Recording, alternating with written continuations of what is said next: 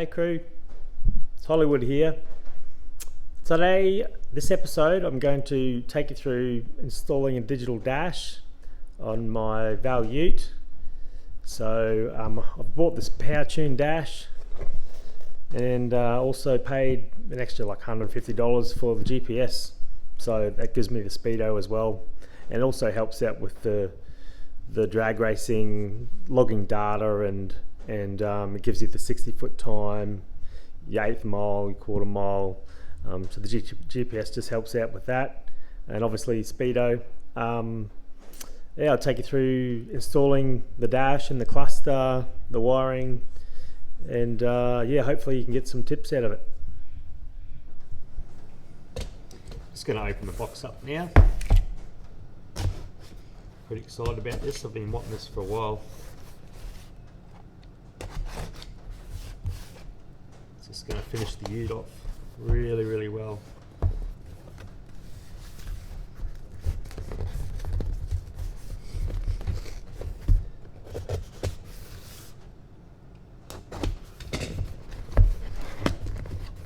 Just need to be able to get this open. Must be childproof, I reckon.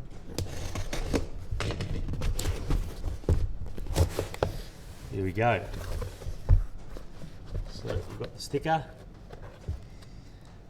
we've got the mount for the dash,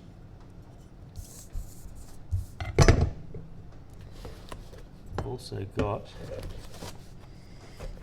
some instructions, and here's the dash here. So we've got, this is the GPS, so we'll probably put that up on the screen. I'll have a look at the installation instructions. And here is the wiring loom. So let's say that'll be plugged into the dash here, and this will just be power and earth, probably ignition as well maybe. And that's your plug that goes into the ECU. This is the dash, so that'll just mount up, probably mount it like that in the dash. So I'll show you where I'm going to mount it, and then I'll have to work out how do I screw this mount onto the dash, the existing dash. So I've had a look at the dash and how it's going to fit in my ute. Now the existing mount that comes with it, it's not really going to suit the application, just the way that the cluster is. So I'm going to have to recess the Powertune dash into the existing cluster. What I'm going to do is pull out the speedo, and then that'll give me a bit of room so I can sit the dash in the cluster, because it's quite thick on the back of it, so I can push that in. It'll still sit over the top a bit, but it should look pretty good. Now, one of the tricks of pulling the existing cluster out is you've got to pull the headlights, the knob off the headlight switch out. Now I actually stuffed up a bit. I didn't realise that there's a switch on the back of that allows you to pull this knob out. You just push it in and pull it out. So what I did is I just reefed it out, being a kind of hard head, reefed it out and broke it. But luckily the car came with a spare headlight switch, so that was good, and everything works on it. The headlight switch, it worked, but the resistor for turning the dimming and also for turning the interior light didn't work. So it actually worked out pretty good. But yeah, that's a tip for somebody. Like, there's actually a push button on the back of the headlight switch that'll pull the knob out so you can actually get it out, because you need to pull that off to get the cluster off. So yeah, basically disconnect the speedo, pull the wires out, disconnect the ammeter. There's a couple of 5mm wires on the back of the ammeter, so it's a bit of a mission to pull out, but I think it'll be worth it in the end. And so I've got it out. So here it is. I'm just going to show you what I do to get this cluster in. So I've just unscrewed it, but essentially that's what it looks like. And I've just unscrewed the screws on the back here, pull that off, and then you pull these things off here. Well, they go on the back of this, so they are actually attached to the plastic part. And then what I need to do is pull the speedo out to allow room to put the dash in. So I'm just going to undo this, pull the speedo out.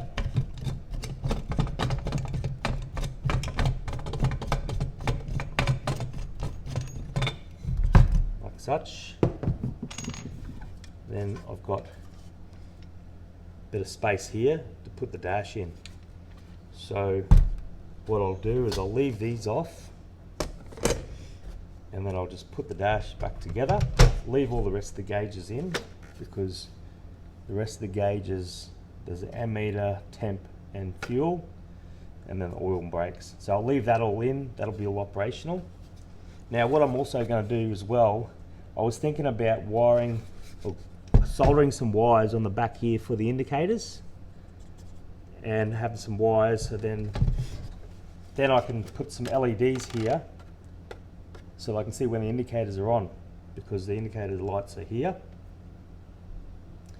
But the way that the dash sits, there'll be a gap here and there'll be a gap here, so I'll be able to see the flashing anyway, and I'll give that a go first, and if that doesn't work, then I'll have to pull the cluster out and put LEDs here or something, or in, or just there.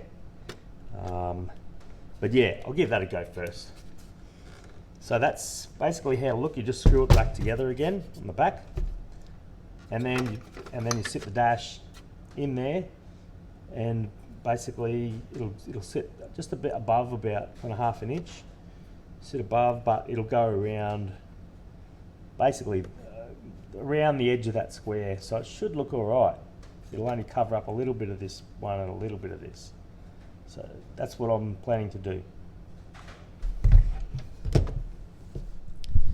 So I've pulled the cluster out, and I've actually taken the back of it off, this part off, and then I've pulled the speedo out.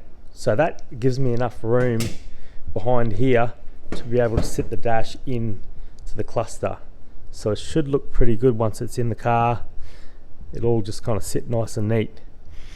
I've got the wires coming out where the speedo cable normally connects to, and basically I'll fit the dash into the car and then run the wires, to get battery and ignition and the GPS. Got to mount that GPS on top of the dash, so hopefully that should look pretty good actually.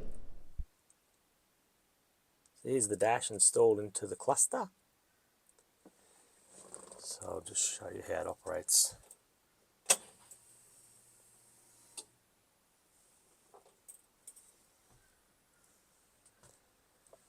It takes a little bit to boot up.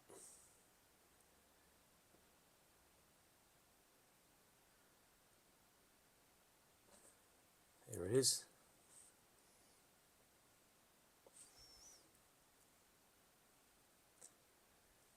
So it's not centered with the steering wheel, mainly because the way that there's a bit of a section behind the dash that sits into the cluster, and it just sat perfectly. It's a little bit to the left, but that doesn't really matter. I'm not too concerned about it. It's just easy to put it that way. There's a lot more mucking around, cutting up the cluster if I wanted to change it. So I'll crank the car up.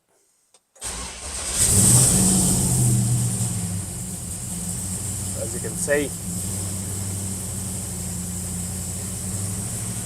now you've got different visualizations. This one's just your speedo and your tacho. I've tested the speedo. The speedo works with this GPS. We also have this, which has got all your drag times on it. So you can count, it counts down through the staging lights.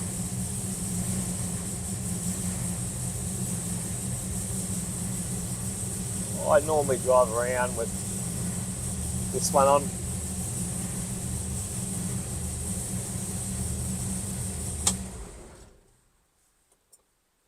Let's stick it back on again.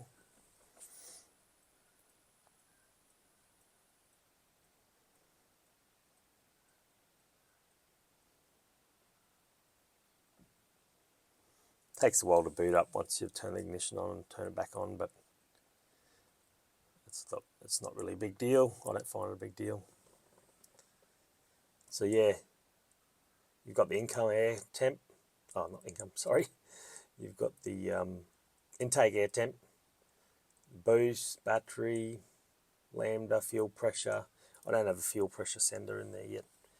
Ethanol, your water temp, oil temp, and your oil pressure. I don't actually have a temp gauge for the oil temp in there. I might get that. It's just something extra to watch, which I don't really want to stress about. Oil temp. There you have it. I love it. Heaps better than a bunch of different gauges, and it was just easier to install this one, particularly with a computer running the engine.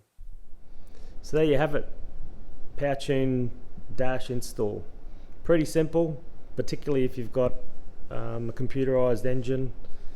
So yeah, obviously I've got an LS2, plugged it straight in, feed ignition, earth, mounted it, happy days. So very simple. Mine's got a GPS that sits on the dash, so yeah, it works straight away. There was just one little configuration I need to change on the computer, which you can just go into settings and change it. It's a piece of cake. So yeah, I love it. Has a lot of different facilities. You know, it's got the quarter mile, 60 foot, 8 mile, all that kind of jazz. And yeah, easy to read. Has everything that you need really. So yeah, hopefully you enjoy the video, and anybody that has particularly a computerized engine, you know, an LS or Barra or whatever, yeah, for I think it was like $900 with the GPS. So yeah, I think it's cheaper doing it that way than installing a bunch of separate gauges. Too easy. Okay, catch you soon.